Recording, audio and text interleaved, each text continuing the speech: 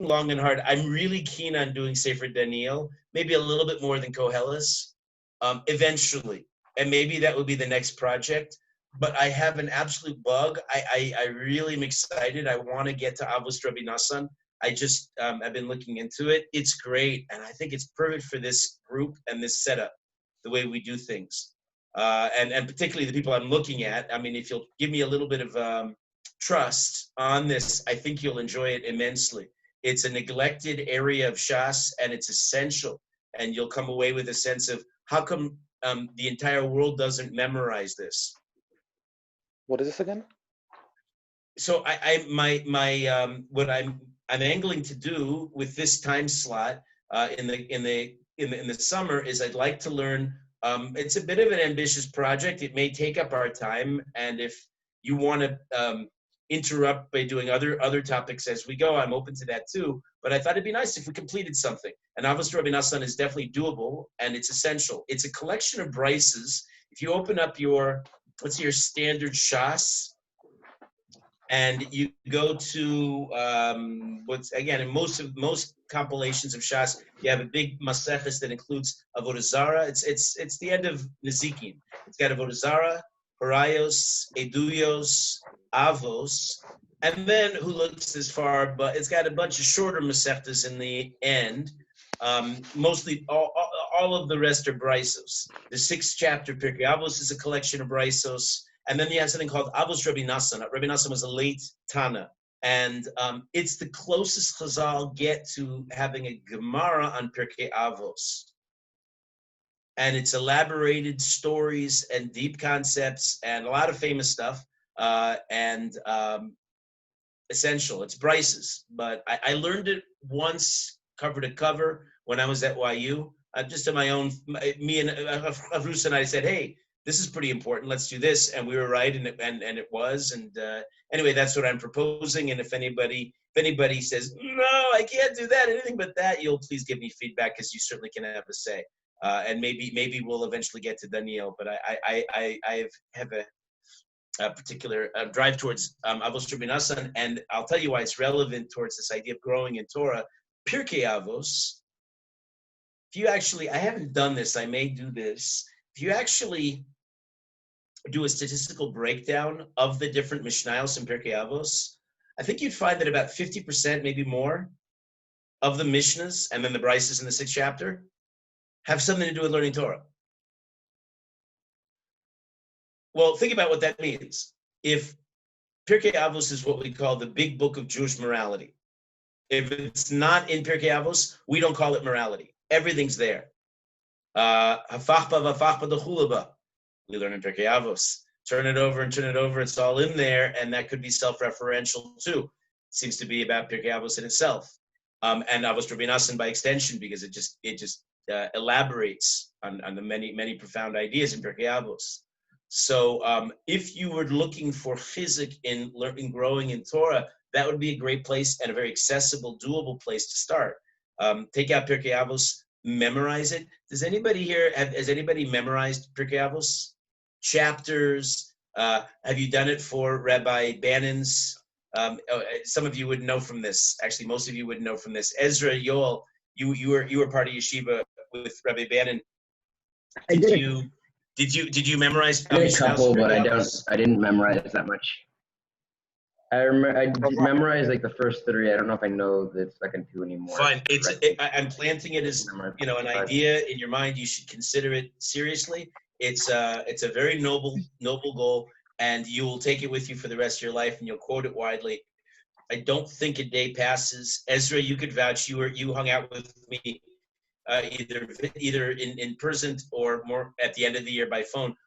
Did a day pass in my saying Shir, in which I didn't make at least 1, if not 10, references to Pirkei Avos?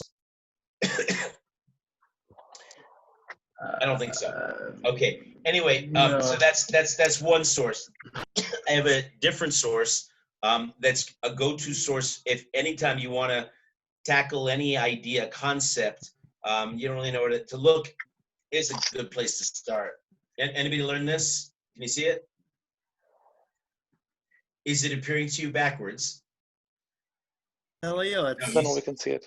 Yeah, it's the Pele Yoetz. Yeah. The Pele Yoetz was written uh, by Rav Eliezer Papo, who lived between 1785 and 1828 in, of all places, Silistra, a little district in Bulgaria. I think, if I'm not mistaken, the only major name we know of coming out of Bulgaria, one of the Slavic countries. And this book is claimed to fame. Although he wrote a bunch of others. He wrote on a broad variety of topics. The book is fantastic. It's organized by topic. Here's the table of contents. You can more or less pull out any juicy topic in life, and he goes through and he gives you famous chazals, he gives you stories, he gives you illustrations, very hands-on, very practical, and often, in my experience, unexpected. Meaning you open up a section about Lashon Hara. So you think, okay, I know what he's going to say. I've been there, done that. I'm a card-carrying member of the Chafetz Chaim Heritage Foundation, And then you look at the Pele Yoetz, you think, oh, wow, that's great. Right, that's new. Yeah, so here's what the Pele Yoetz comments on learning Torah. He actually, I'm going to skip the first paragraph because it's there. He gets very practical. I can go back to it if anybody's interested. And he talks about the kinds of topics a serious Jew would take on, would want to pursue. And a lot of it is there already. A lot of it is a lot of the familiar, important things that we should learn. And then he goes on. He says, anybody want to open up? Is anybody looking at Pele Yoetz, your own Pele Yoetz? You have let me see if I can find anything on Hebrew books. It's always good to see a source inside.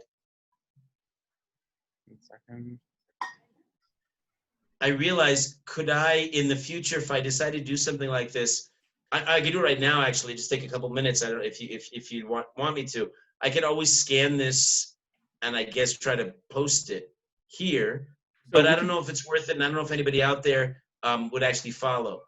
I don't know how you do this. I don't know how you guys are in Zoom classes. My experience so far, which is mostly with you, is that many people at least, are sort of passive and multitasking when they're in one of these, kind of doing a half a dozen other things too, which means the prospect of following in a text is not so likely.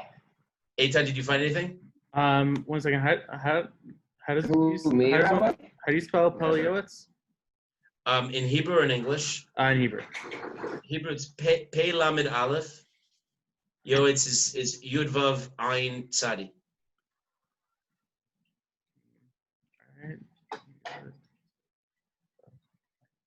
I didn't find anything on the first one, but let me see. Fine, it's a short bit. You'll pay attention. You'll go together. I'll read the Hebrew and translate, and you'll comment as we go. Here it goes. He says, Afilu asher lo chanano Hashem das. Let's say a person has not granted somebody great intellectual gifts.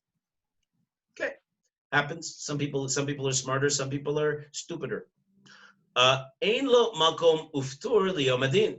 Well, this guy's not getting off scot-free. He has no exemption on the day of judgment. He also has to fill his life with Torah. Be'emor karisi kol tehilim. He can't get away with just saying, well, I went through all of Sefer Tehillim, Vashanisi Chaf Yud, which is the inverted number, Pirkei Mishnah, and I went through all the 18 chapters of Mishnah, V'chamadabi Mizor Kadosh, and a few pages from the Holy Zohar. I guess that's what the Amei Haaretz learn, and the simple kind of text. I think that's what he's assuming, although some of these texts are pretty complicated, but okay. And then a person says, trying to exempt it, says, what can I do further? I remember a friend of mine felt he just didn't have a chelik in learning Torah, and that he'd be the zvulun. He became a chassid, and he'd be the zvulun to his Rebbe's Yisachar, if you know what I'm talking about. The partnership where one supports physically and the other materially, and the other one supports spiritually. And I'm sure the Rebbe didn't say this to him, but he said, yeah, no, the Rebbe told me, my portion is in the business world, and that's what I'm going to do, and it'll be great. And I'm not his Rebbe. I was a friend and a peer. I don't think he was looking for Mussar anyway, but he was wrong. And a person's got to be learning Torah. Got to stay on the even path. I don't. It's interesting. Same person. Who knows why? I mean, people are so complex and we have so many flaws. But the same person wound up crashing his life. He's lost everything basically, and he's responsible. Now, would that have happened had he been learning Torah? I can't say. But my inclination, as you can tell, is that, yeah, he probably should have kept himself in line. He lost a wonderful wife and a lot of kids, and she's remarried. Terrible story. Don't want to get into the particulars. But anyway, we got to have Torah.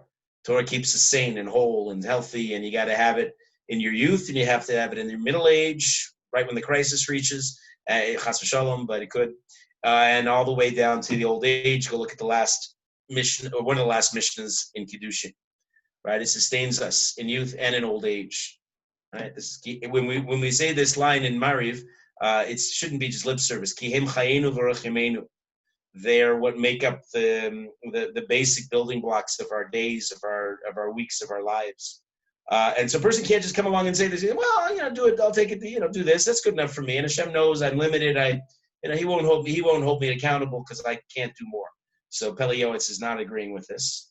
He says, I mean, a person could do chazara on all this. Right? Could a person just go over to Tehillim all day long? He says, not a chance. It's ability of Shari. It's not conceivable.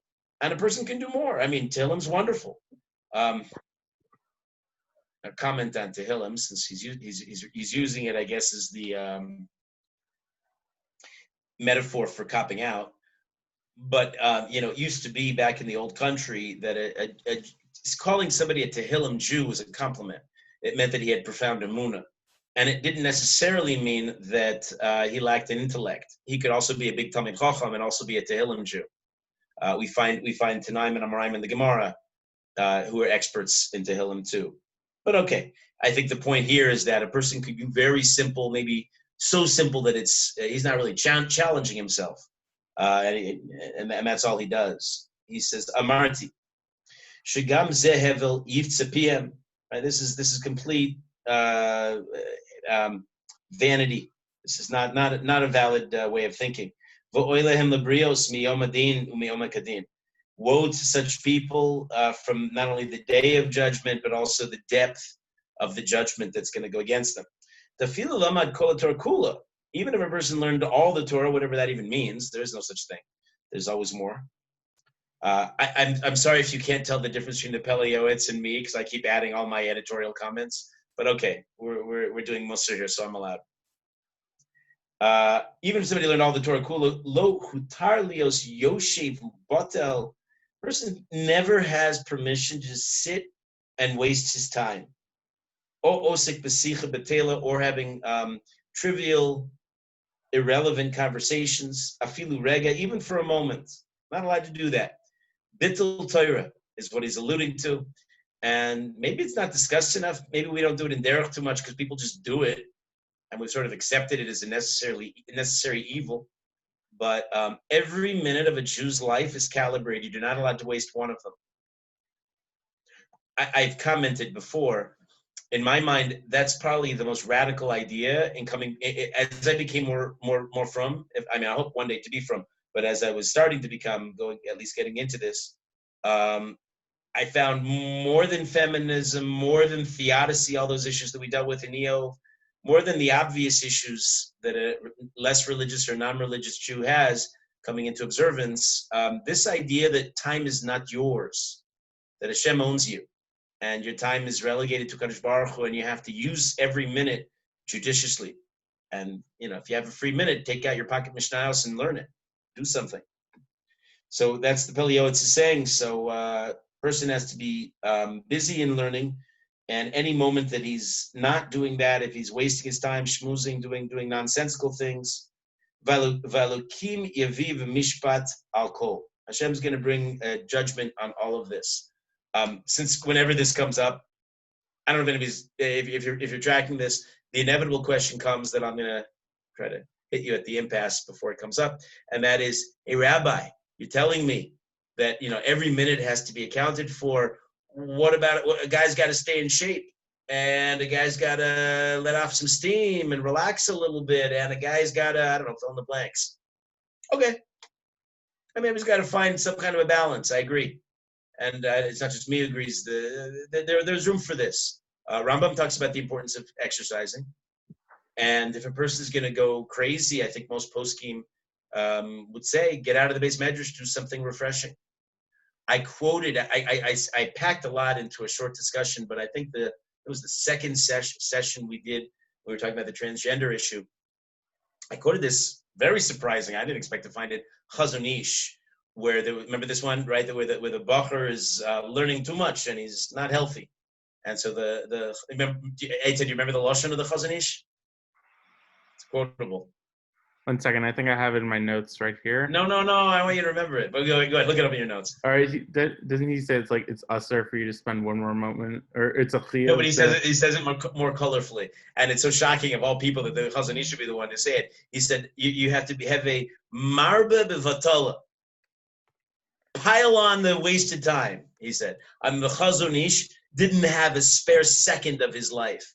Every minute was calibrated. You could be certain. Right, but he understood also human nature, and people need some kind of release. Okay, that's all part of this too. But think about it and calibrate it and say, okay, am I doing something worthwhile right now? Yes. Don't just sit there for endless hours, wasting them. We talked about, somehow it came up recently, the whole video game culture where people, suddenly could sit down with a video game and 5 hours suddenly passed. That's just inexcusable. However you rationalize things, you can't justify that lost time. That's what the Pele Yoetz is railing against. V'osid lite in din v'cheshbon, he's going to have to answer for himself in the future. Afilu al zman muat kedei bli asarok, even a minimal amount of time enough to swallow spit. You have to justify what you did during such a moment. It's known what Chazal say, even when he learns all day long, pasuk va'achos lotan timna, and he chooses a verse that doesn't have a lot of layers of depth and meaning. It's that the sister of Lotan was Timna. You remember Timna was the one who desperately wanted to be part of Avram Avinu's family. I refer you back to Sefer Bereshis. So even if somebody just repeats these words like a mantra all day long, if that's what he can do, okay, he'll get reward as if he did something even more intense, more complicated. He said, everybody, for sure, it's people who are stronger in learning, people who are weak in learning, everybody, you get equal amount of reward depending on your own personal effort. As Chazal conclude, as long as you sincerely intend l'shem shamayim, so Hashem knows you're trying. By the way, apparently that's what's going to work out in Olam Haba. Let's say you have somebody who's got a brilliant mind versus somebody who's got an average, mediocre mind. The second guy, though, really toiled, and he pushed himself. The first guy, as happens with a lot of brilliant people, coasted. Everything came easily to him, and okay. So apparently at Olam Haba, the second guy is going to be smarter, or something to that effect. When we say Lefum Tzara Agra, according to the toil is the reward will be exponential. You'll be rewarded because of your huge effort, your sweat, your self-sacrifice. That will actually go down very well. The guy who coasted in life, that was too easy. He's not going to have the same reward. And then he concludes, Va'ish hayare lenafsho miyom hadin, somebody who's really concerned about this day of judgment. Hagadol v'Hanoira, the great and awesome day of judgment. Lo yelech acharei rabim l'raos, he won't go after the many to do evil. Rak yishma divrei Rabbeinu hakadoshim, he'll listen to the counsel of the sages. V'yishtadel b'chol oz, and he'll strive with all of his strength, with all of his might. Lamtzi margol lenafsho, it's beautiful writing. I don't know if you're connoisseurs of good Hebrew. This is before the modern era. People were speaking modern Hebrew. This is very beautifully constructed sentences. Uvishtadel b'chol oz lamtzi margoa lenafsho u'lasbia b'tzachtzachus nafsho. He'll strive with all of his strength to fill his soul with meaning, with content, with Torah. And when he sits to learn, Yishamar nafsho shelo yirash tarte gehenom. When you sit down to learn, you better be really careful that you don't get two portions in Gehenim. Why would that happen? Meaning, you shouldn't learn for one of the unworthy reasons. The Mishnayos and Pirkei Avos go through some of them. Al-Manas Elios Rav, to be called a rabbi, to use it as a tigris, some kind of like a manipulation. In my therapy practice, I saw a couple once where he used his Torah as a way of manipulating his wife. He told her all kinds of halachas. He was often distorting them or using them to manipulate her. And she couldn't really answer because she didn't learn the same halachas that he knew. Anyway, no, a person should learn in order that he should keep all the words that he's learning, to do them and to fulfill them. That's one of the many ways that Torah is different than any other kind of learning, certainly different than academic learning. Academic learning, you can keep an arm's distance. You can cram and memorize for the test. The test is over, you can promptly forget everything. Torah doesn't work that way. You have to keep it with you and remember it and chazer it so it stays and becomes part of your flesh. And you have to act on it. It has to become part of your life. It's not enough just to learn it academically. You shouldn't toil for no reason. You should rather learn out loud. I don't know if you do this when you learn, but Pele says you should learn out loud, and you should do it with a clear language.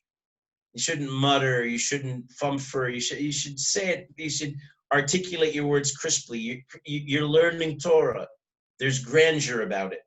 There's something lofty that's happening. You're elevating your neshama.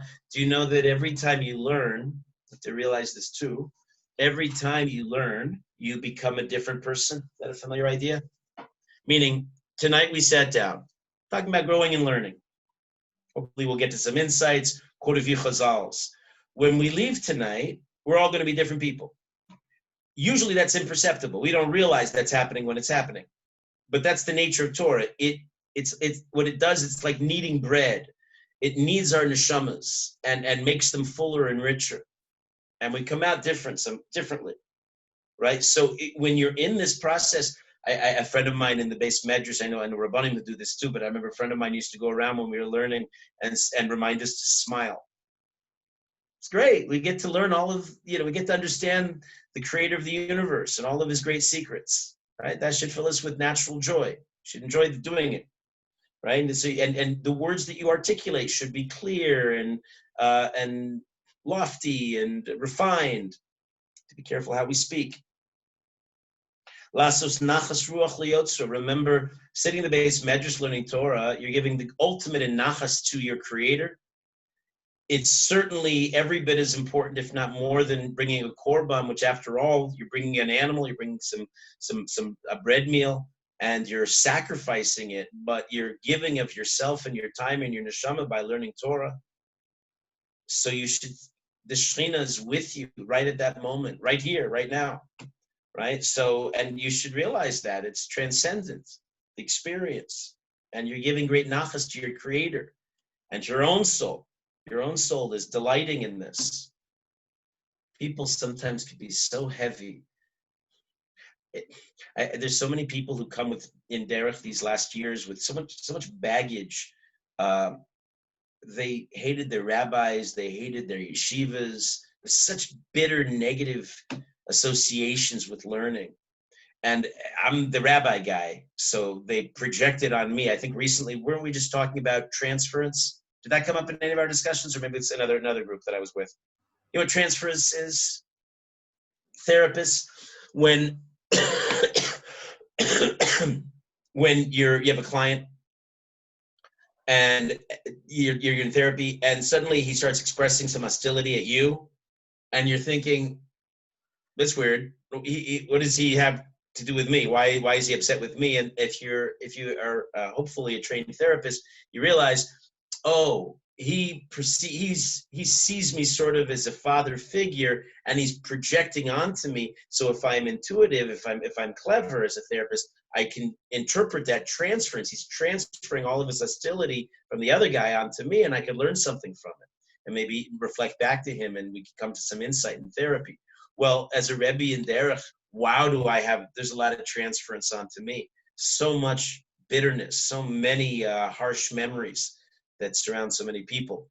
And I'm the guy who's got to I'm the fall guy, having to take the rap for all these others' experiences. Anyway, our job, and we have to try to do this, I guess it's an avoda. It's going to be hard work, but we have to create a sweetness. We daven for this in the morning, and you should pay attention. This is the one bracha one of the two brachas that we have that's D'Oraisa, together with Birkas Hamazon, our Birkas Torah, our D'Oraisa. And we daven and we beg and plead Hashem. We say, V'ha'arev na Hashem Elokeinu, please sweeten the words of the Torah in our mouths, because it's not automatic. They're not naturally, well, they are naturally sweet, but we don't find them that way. Coming, as most of us do, with very little background, very few skills, and so on. So usually they tend to crush our egos and make us feel like idiots and the like. So we got to get past that until we find the sweet spot. And we ask Hashem, help us create that sweetness. And in the way you go about doing it, we're in charge of a lot of these things. I'm riffing on the Pele Yoetz, but I'm suggesting, like so many of the great yeshivas, they would do it in a sweet melody. If you had a melody, I mean, there's actually a yeshivish melody. You could do that one or something else that you like. Dress nicely. You know how our clothes influence us? I mean, nice, I guess, is subjective. But look clean cut. Get a chavrusa. Try to find a good guy as a chavrusa. That's part of what we mean when we say knei lecha chaver. Go out and proactively find somebody who's like a good, refined yid. All the details matter, is what I'm pointing out. We create our own mishkan. That's what we're doing in the context of learning. And of course, anybody can do it. And I think the Pele Yoetz is making that very clear. Wherever you're holding, you're a Tehillim yid, you're somebody who wants to learn the Zohar, you're learning Shas and Poskim, which is certainly among the most important things that we could be doing. Whatever it is, we should do it head held high. We should not stop from our learning for Dvarim B'Telim, to waste our time, to interrupt, to change the subject. Ooh, Rabbi, do you know where there's a good restaurant? Can I tell you how often that happens in Shir? Right? And you know when it happens most? Ezra, Yoel? Yeah. When does this happen most?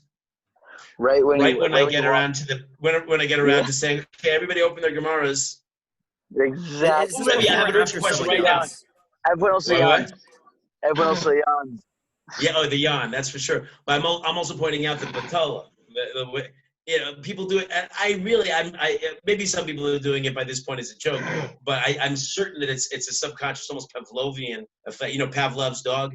Every time he rang the bell, it would salivate because it associated the bell with the food. So too, when I take out the Gemara, people say, something else, right? We don't like to have to use our cerebral cortex. We don't like to have to think. Too much effort. So we don't. We interrupt. Right.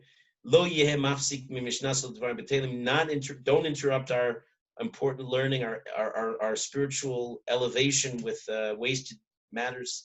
V'ten lev lahavin ma shalom eid. Now those words are deceptively obvious, right? Pay attention to what you're learning. But it's so common that people will learn something and look up and not have a clue what they just saw.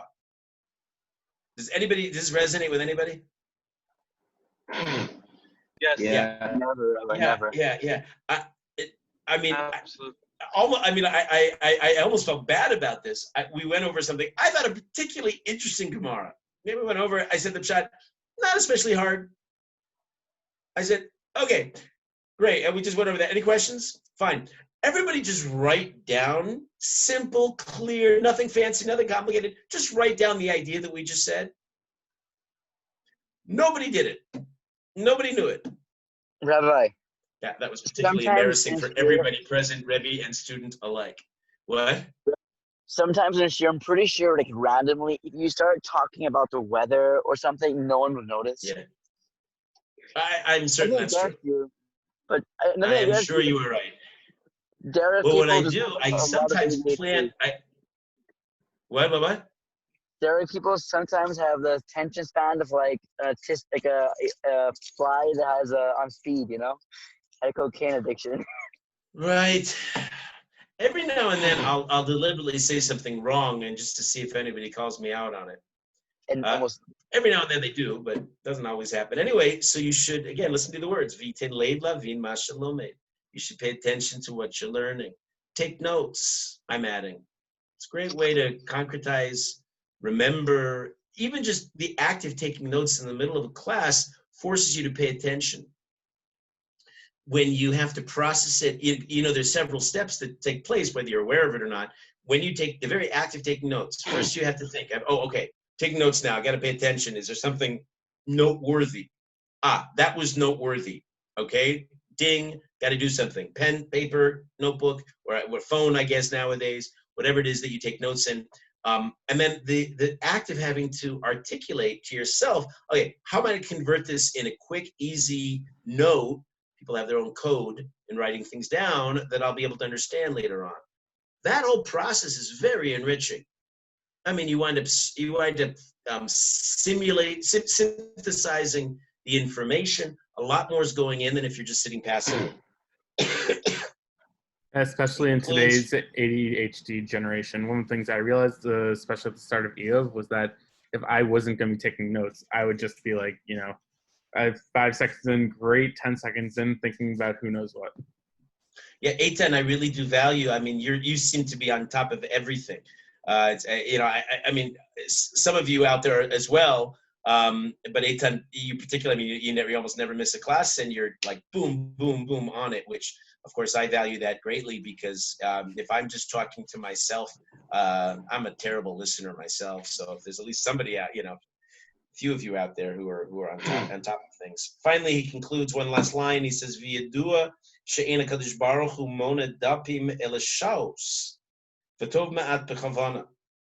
It's known also that the Kadosh Baruch Hu doesn't count the number of blot that you finish in Shas, rather the number of hours. Actually, I have a quote. I just saw this inside from the Stipler going. He says, in the end of the days, it's going to be all. He says both of these, blot and shos. How many dapim you went through in Gemara, and how many hours you put in.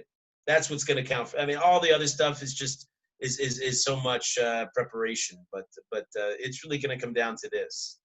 The Pele Yoetz says no, it's the hours and good hours. So if a guy finishes Shas, you ever hear people finish Shas but they can't really discuss it intelligently? Shkoyach. I mean, if you're learning to finish, and you're rushing, but you're not really getting the material, you're not really learning. What'd you say, y'all? Nothing. It's like a joke that I was backing out. Okay.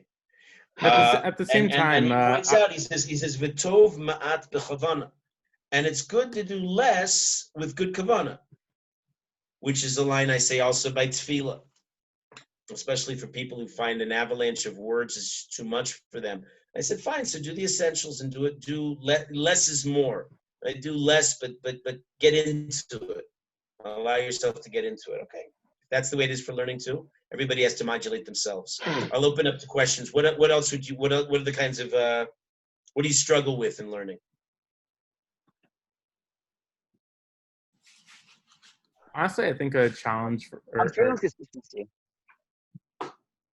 The consistency is very important, but I'll tell you, if you can get into a groove, if you can get into a groove, and like Chazal say this, to be kovea itim, establish set times for learning. I mean, several of you, we've kind of worked into this time slot beautifully, and some of you, very rarely miss.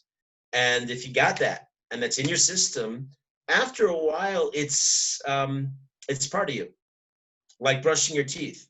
I hope brushing your teeth. Yeah, Yeah. great. Just checking. Good to hear. Right, and other things that you do that just become part of your daily. I mean, chovos, your obligations. So that's something you can use very much strategically to your betterment by getting that consistency.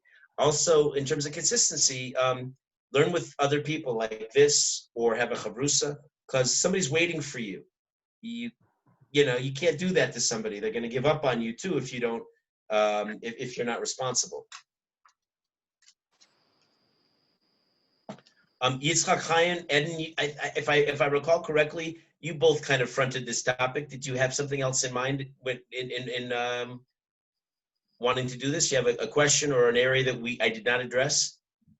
Really, like, my issue was that, for example, like, I would, something, as I said before, is the consistency. Like, for example, there was a period of time that was my best time when, like, for example, I finished book after book after book.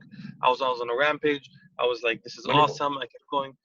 And I like, remember you describing it. You were so correctly proud of yourself. I was very happy. I was very proud of myself. Every reason to be. Yeah.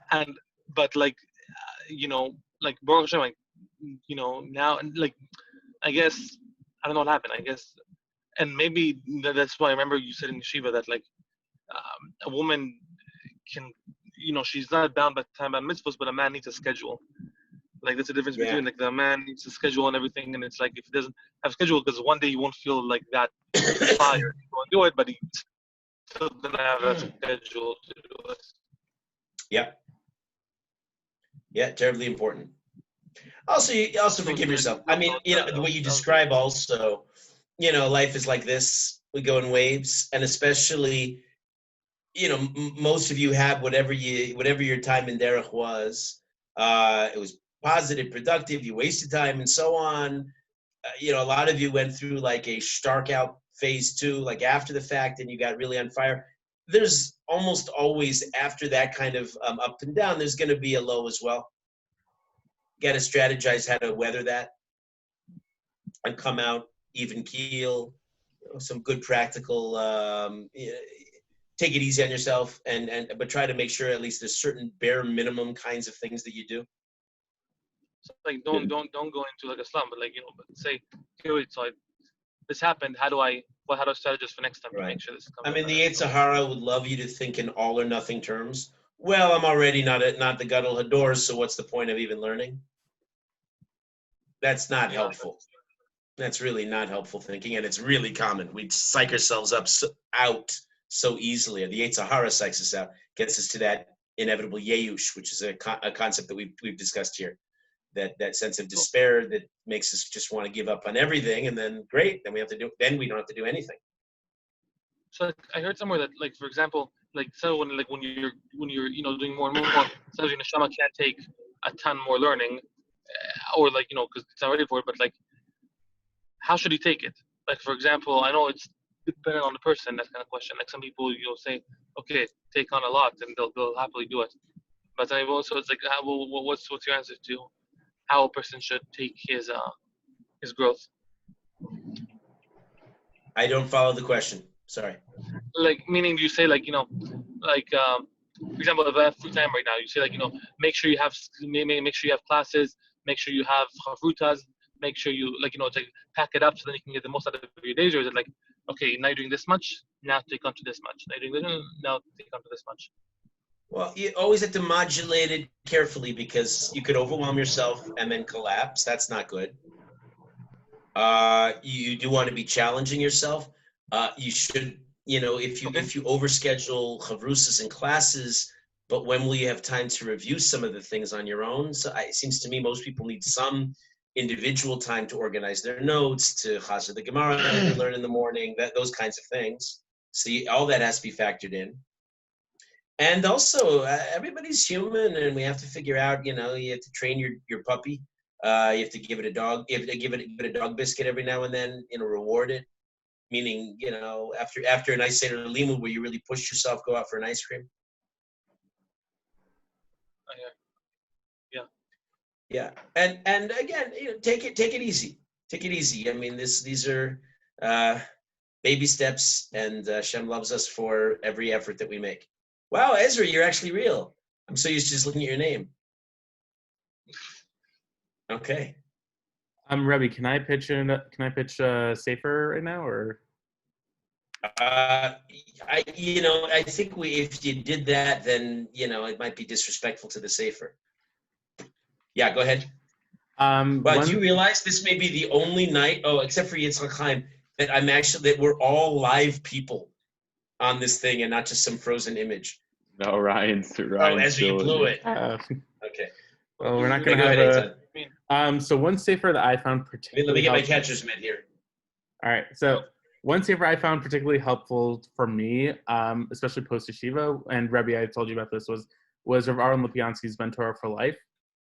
Just because going from the yeshiva environment to, say, college or the workforce needs a paradigm shift as well, and Rav Aaron Lipyansky provides that in a way that, he's describing the yeshiva years and also, like, giving the chizuk for, like, everyday life really can prevent, like, a lot of things that we feel, especially right after yeshiva when we're like, oh, this wasn't where I was last year. Amazing. Thanks for the recommendation. I think you mentioned the book before, too. He's great. I told you that my morning jogs, I've taken him along with me when I listen to lectures as I go. Yeah, he's very good. I have anybody else have anything? Yeah, I have I'll see you. Yo, you're signing off? I had to go. Yeah, if you said you might be coming for the Gemara, I plan to start on time at 3:15 your time. Bring your makos if you're coming. But okay, I great. need to go downstairs to pick something up. See how long that takes. Good to see you. Yeah. Good to see you. Go ahead, Eden. So this was mainly Ryan's topic. Just to clear that out. But fine. I have a more like. Yeah. Okay. Well, maybe you nodded your head enthusiastically, and that's why I thought. Okay. Yeah, it's fine. But I had a more like textual based question. It's also like very, very personal. Like it's like each person, it's their own thing. But what do you like recommend as the balance between like Mussar, between Gemara, between well, I guess that's the main balance. Everyone I guess has their own, but I guess like what's your advice on figuring out the best balance between those two like main subjects, and if there's anything else that you recommend? Well, it's not just that everyone has their own, which I completely agree with, but also different phases in life require a different approach. There isn't the same formula. If you're in yeshiva, for example, I really would encourage somebody who has rebbes, who's in a structured environment, to use that opportunity to grow in Shas and Poskim, which is, of course, the essence of everything Jewish. So if you have skills that enable you, when Aviel gave me a ride last summer, I really emphasized that to him, that how critical it is, and especially in these young formative years, that you build your skills in Shas, Poskim, Gemara, Rashi, Tosfos, the basics. Because if you have that, you can do anything afterwards. If you don't have that, and of course, that's everything emanates from there. Mussar, Halacha, Hashkaf, it's all based in the Gemara. So if you have that, that's the foundation.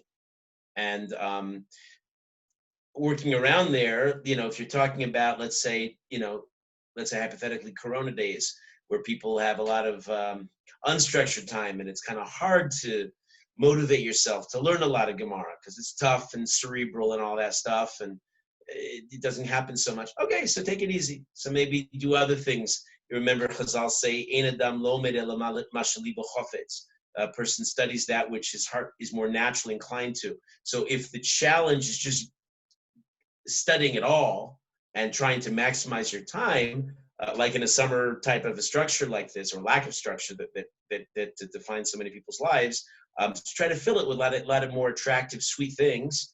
And for a lot of people, Gemara is not that, but try to do at least some Gemara. Mussar, minimally people recommend that you do 10, 15 minutes a day, but I don't think you have to stop there. I think you can do a lot more. This bit about Avos Rabbi Nassan is Mussar, but it's not just Mussar.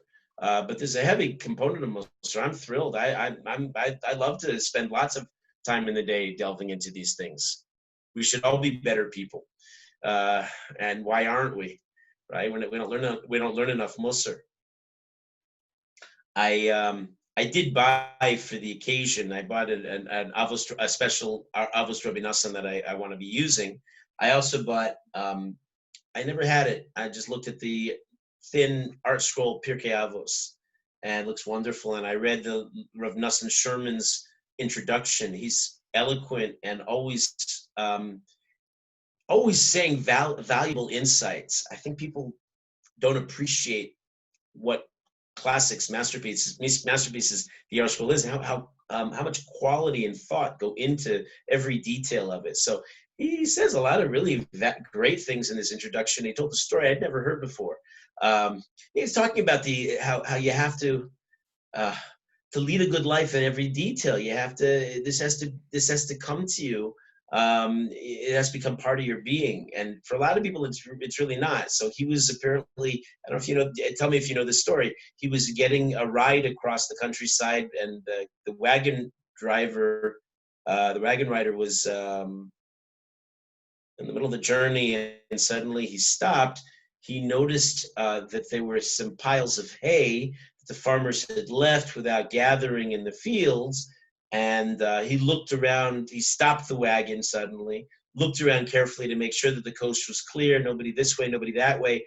And he went out to go take some of the straw and put it in his wagon. I mean, I guess the formal word for that is stealing. And as he ran out, so the Chofetz Chaim realized what he was doing, and he screamed, he said, "They're watching you, they're watching you." And the guy froze, dropped the hay, dropped the straw, ran back to the wagon, took off. As he looks back, he notices there's nobody in sight. And he looks at the Chofetz Chaim angry. He says, "What are you talking about? Who's watching me?" And the Chofetz Chaim, I mean, you already saw where this was going with a punchline. The Chofetz Chaim looked heavenward, and in Yiddish and Hebrew it works better, the they, because it just means you speak Lashon Rabim, which is one way in the plural, you could refer to Kadosh Baruch Hu like that. Say, they're watching you. They're watching you. So, of course, if you're of the dimension of the Chofetz Chaim, it's not just what people might say. You've internalized your Yiras Shamayim, your Avos Shamayim so thoroughly that you don't even have a havamina of doing such a thing. But for most people, right, we're so much we worry too much about what people say about us, and that unfortunately informs our whole moral outlook. And so from them and us, we need to learn a lot of Mussar to catch up to where the Chofetz Chaim is. Got it. Thank you. You should learn. I mean, the Pele Yoetz says this too. You learn halacha every day. Learn halacha every day. Yeah, people don't know halacha adequately. Well, technically, in You should learn Navi. Technically, Birkat Torah is halacha. Yeah, it is. There's a wide world of halacha out there to be waiting to be mastered. The deership program might be the best for the deership program might be the best for a starter. It's usually about 10-15 minutes a day. Yeah, it's great.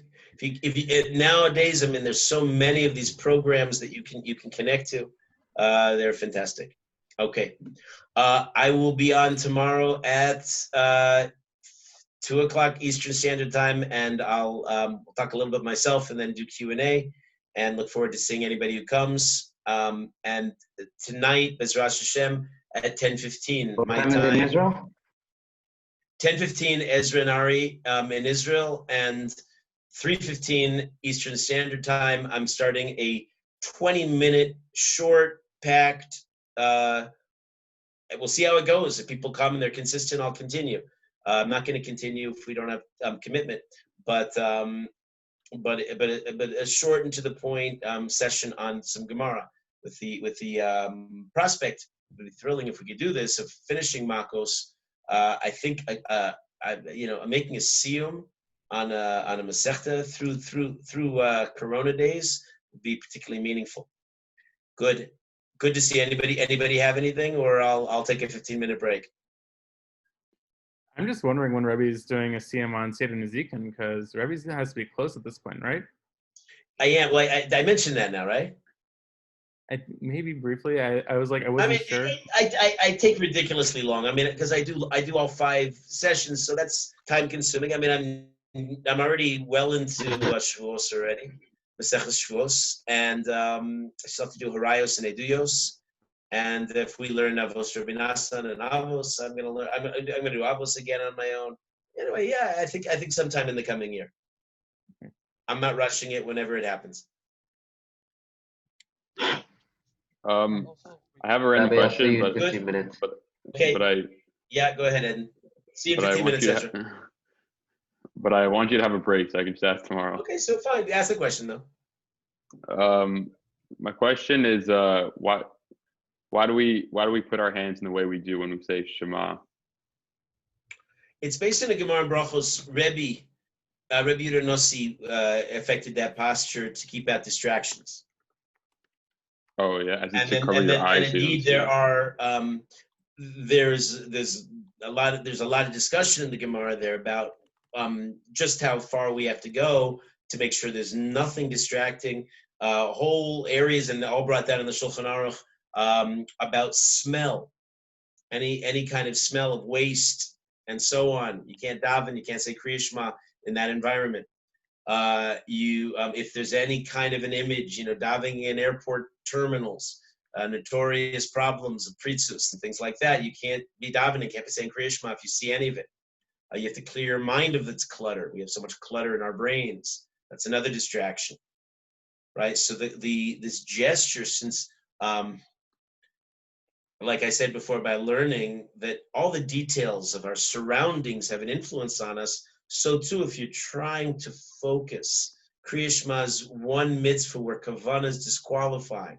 You must have kavanah, so clear away all those cobwebs, right? Just settle down and focus, something that's so hard for the modern man to do, right? So this posture emphasizes that.